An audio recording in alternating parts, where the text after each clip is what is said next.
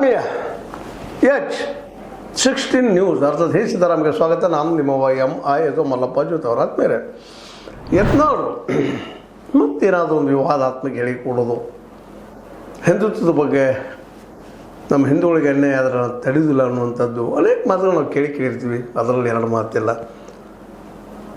ಅದು ಅವ್ರು ಎದ್ದ ತಕ್ಷಣ ಉದ್ಯೋಗಿ ಏನಪ್ಪ ಅಂದರೆ ಸಾಧ್ಯಷ್ಟು ಮಟ್ಟಿಗೆ ಹಿಂದೂ ಮತ್ತು ಮುಸ್ಲಿಮರ ಮಧ್ಯೆಲ್ಲ ಹೊಂದಾಣಿಕೆ ಆಗೋದು ನೋಡ್ಕೊಂಡು ಹೋಗುವಂಥ ಕಸರತ್ತನ್ನು ಮಾಡ್ತಾಯಿದ್ರು.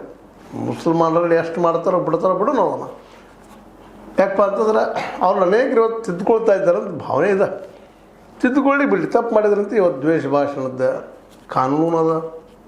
ಅದ್ರ ಮೂಲಕ ಅವ್ರಿಗೂ ಇವ್ರು ಹೇಳಿಕೊಟ್ರೆ ಬೇಡ ಅವ್ರು ಸಿಕ್ಕರೆ ಗೌರ್ಮೆಂಟ್ ಇವತ್ತು ಆ್ಯಕ್ಷನ್ ತೊಗೊಳ್ಳೋಂಥ ಮಟ್ಟಿಗೆ ಬಂದಿರ್ತದೆ. ಯಾಕಂದರೆ ದ್ವೇಷ ಭಾಷಣದಿಂದ ಸಮಾಜ ಸ್ವಾಸ್ಥ್ಯ ಹಾಳಾಗಿ ಹೋಗ್ತದೆ. ಅನಗತ್ಯ ಒಬ್ಬರನ್ನೊಬ್ಬರ ಮೇಲೆ ಅವಿಶ್ವಾಸ ಬೆಳೆದ ಹೋಗ್ರಿ ಅನ್ನೋ ಉದ್ದೇಶ ಇಟ್ಟುಕೊಂಡು ಈ ದ್ವೇಷ ಭಾಷಣದ ಮೇಲೆ ಒಂದು ಕಾನೂನು ಮಾಡಿದ್ದ ಎಲ್ಲರಿಗೂ ಗೊತ್ತಿರುವ ವಿಷಯ. ಇಂಥ ಪ್ರಸಂಗದಲ್ಲೇ ಮತ್ತು ಅದರಲ್ಲೂ ಈ ಪ್ರಮೋದ್ ಮುತಾಲಿಕರಾಗಿರ್ಬೋದು, ಯತ್ನಾಳ್ ಅಂಥವ್ರಾಗಿರ್ಬೋದು, ಇವರು ಏನೇನೋ ಮಾತಾಡ್ತಾರೆ ಅನ್ನೋ ಕಾರಣಕ್ಕಾಗಿ ಆ ದ್ವೇಷ ಭಾಷಣ ತಂದು ಅದಕ್ಕೆ ಕಾನೂನು ಮಾಡಿ ಇಟ್ಟಿದ್ದಾರೆ. ಇದು ಅವ್ರಿಗೂ ಗೊತ್ತಿದ್ದ ವಿಷಯ. ಆದರೂ ಮತ್ತೊಂದೇನೋ ವಿವಾದವನ್ನು ಹುಟ್ಟಾಕೊಂಡಿದ್ದಾರೆ. ಅದರಲ್ಲೂ ಗುರ್ಮಿಟ್ಕಲ್ ಪೊಲೀಸ್ ಸ್ಟೇಷನಲ್ಲಿ ಒಂದು ದಾಖಲೆ ಆಗಿದೆ.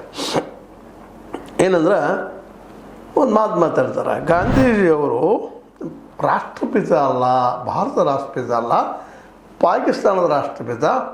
ನೆಹರು ಅವರು ಮೊದಲ ಪ್ರಧಾನಿ ಭಾರತದಲ್ಲ, ಪಾಕಿಸ್ತಾನದ್ದು ಅಂತೇಳಿ.